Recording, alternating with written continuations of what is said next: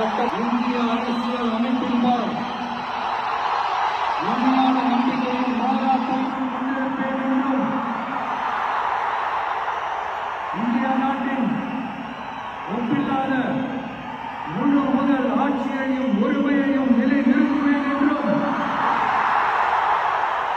தமிழ்நாடு அரசின் முதலமைச்சராக